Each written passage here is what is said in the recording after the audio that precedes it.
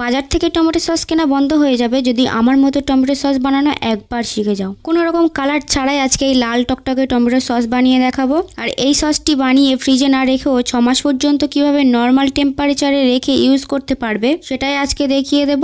দোকান থেকে কেনা সসের থেকে কোনো অংশে কম হবে না আজকের আমার এই সস, তাই সম্পূর্ণ ভিডিওটা একটু স্কিপ না করে দেখতে থাকো। তো প্রথমেই আমি হাফ কেজি টমেটো নিয়েছি। এরকম লাল লাল টমেটোগুলো নিতে হবে, তবেই সসের কালারটা একদম লাল আসবে। টমেটোগুলোকে ধুয়ে একটা টমেটোকে 4 ভাগ করে কেটে নিয়েছি। আর এই হাফ কেজি টমেটো দিয়ে আমি আজকে 500 গ্রাম টমেটো সস বানিয়ে দেখাবো। তারপর এখানে লাগবে রসুন। আমি 2টো রসুনের পিস নিয়েছি, কেউ চাইলে সামান্য আদাও নিতে পারো।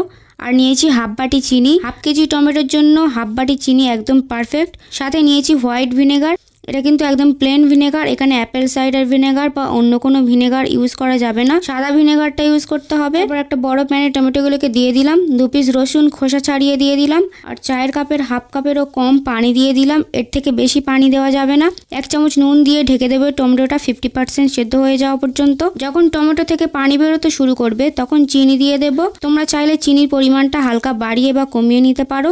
এরপর স্প্যাচুলা দিয়ে চিনিটাকে মিক্স করে আবার ঢাকনা দিয়ে ঢেকে দেবো টমেটোটা একদম সিদ্ধ হয়ে যাওয়া পর্যন্ত। এখন টমেটোটা একদম সেদ্ধ হয়ে গিয়েছে। আমি টমেটোটাকে ঠান্ডা করে তারপর ব্লেন্ড করব। গরম অবস্থায় ব্লেন্ড করলে সসের কালারটা একদম লাল আসবে না, আর ঠান্ডা হওয়ার পর টমেটোটাকে পেস্ট করলে সসের কালারটা একদম লাল হবে। তখন কোনো কালার ছাড়াই টমেটোর সস লাল হবে। আমি টমেটোটাকে ঠান্ডা করে নিয়েছি। এবার টমেটোটাকে ব্লেন্ডারে দিয়ে একদম স্মুথ করে পেস্ট করে নিয়েছি। পেস্ট করার সময়ও কিন্তু কোনো পানি অ্যাড করা যাবে না, পানি ছাড়াই এভাবে পেস্ট করতে হবে। তারপর একটা বাটিতে 1 চামচ কর্নফ্লাওয়ার নিয়েছি আর 2 চামচ হোয়াইট ভিনেগার দিয়ে মিক্স করে নেব। এখানেও পানি অ্যাড করা যাবে না, ভিনেগার দিয়েই মিক্স করতে হবে। আর একটা প্লেটে নিয়েছি 2টো তেজপাতা, একটা লং আর একটা ছোট সাইজের দারুচিনি। তারপর ওই একই প্যানে দিয়ে দিলাম টমেটোর পেস্ট। এবার দিয়ে দেবো 2টো তেজপাতা, একটা লং আর একটা দারুচিনি। আগে থেকে গোলানো কর্নফ্লাওয়ারের পেস্টটা দিয়ে দেব।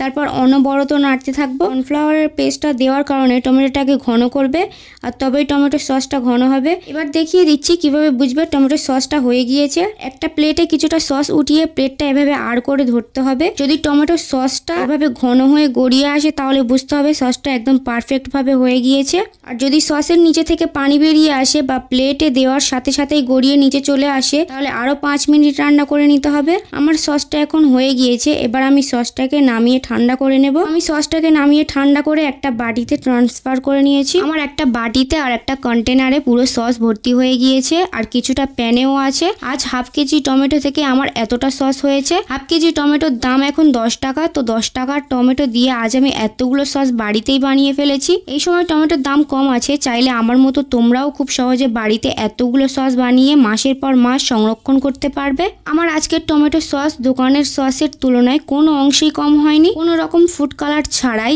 লাল টকটকে টমেটো সস বানিয়ে দেখালাম। আর ফ্রিজে এই সস 1 বছর পর্যন্ত রেখে সংরক্ষণ করতে পারবে। ফ্রিজ ছাড়া আমি এখানে যে ভিনেগার দিয়েছিলাম সেটা ফ্রিজ ছাড়াই নর্মাল টেম্পারেচারে একটা কাঁচের জারে রেখে 5 থেকে 6 মাস পর্যন্ত সংরক্ষণ করতে পারবে। তো আর দেরি কিসের, বানিয়ে ফেলো আমার বলা প্রত্যেকটি রুলস ফলো করে। আজকের এই সহজ আর হেল্পফুল টমেটো সসের রেসিপি তোমাদের কাছে কেমন লেগেছে অবশ্যই কমেন্টে জানিও। আর রিলেটিভদের সঙ্গে শেয়ার করতে একদমই ভুলবে না। যদি আমার চ্যানেলে নতুন হও তাহলে আমার চ্যানেলটাকে সাবস্ক্রাইব করে রাখো, যাতে পরবর্তী ভিডিওর আপডেট সবার আগে তোমার কাছে পৌঁছায়। দেখা হচ্ছে পরের ভিডিওতে, ততক্ষণে বাই বাই।